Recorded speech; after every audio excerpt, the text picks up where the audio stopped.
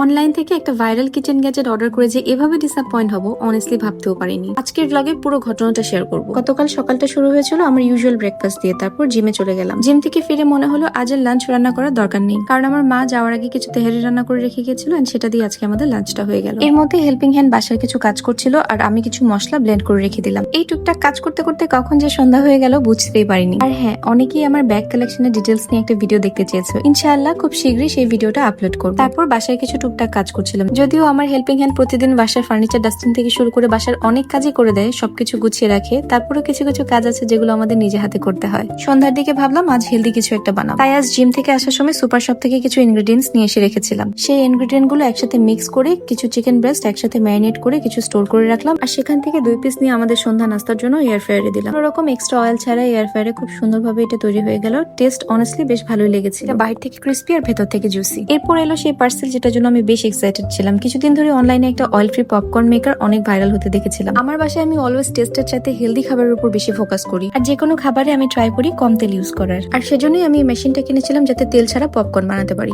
এটা আসার পর আমি অনেক এক্সাইটেড হয়ে আনপ্যাক করলাম আর সাথে সাথে পপকর্ন বানাতে দিলাম। প্রথম কয়েকটা পপকর্ন একদম ঠিকঠাকই বের হচ্ছিল, কিন্তু হঠাৎ কিছুক্ষণ পর মেশিন থেকে ধোয়া বের হতে শুরু করলো। আমি সঙ্গে সঙ্গে মেশিনটা অফ করে দিলাম। অনেস্টলি তখন একটু ভয় পেয়ে গিয়েছিলাম, এন্ড থ্যাংক গড আমি সময় মতো অফ করে দিয়েছিলাম, না হলে একটা অ্যাক্সিডেন্টও ঘটতে পারতো। আর পপকর্নের ভেতরের অবস্থাটা দেখলে তোমরা বুঝতে পারবা কেন আমি এতটা ডিসঅ্যাপয়েন্ট হয়েছিলাম। শুধু যেটা মেশিনের প্রবলেম তা না, পপকর্নের টেস্টও আমার একদম ভালো লাগে না। এই মেশিনটা যখন তারা সেল করেছে তখন আমাকে বলেছিল 3 মাসের ওয়ারেন্টি থাকবে, তাই আমি সেলারের সাথে কন্ট্যাক্ট করি আর তারা জানায় যে তারা এটা এক্সচেঞ্জ করে দেবে। তাই আবার নতুনটা আসার পর আমি প্রপারলি ট্রাই করে দেখবো আসলে কি আমার পিসে প্রবলেম ছিল নাকি প্রোডাক্টটাই ভালো না। তবে একটা জিনিস বুঝলাম, অনলাইনে একটা প্রোডাক্ট ভাইরাল হলে যে সেটা আমাদের জন্য পারফেক্ট হবে এমনটা কিন্তু না। তোমরা যদি কেউ এটা ইউজ করে থাকো আমাকে একটু কমেন্ট করে জানিও তোমাদেরটা কেমন ছিল।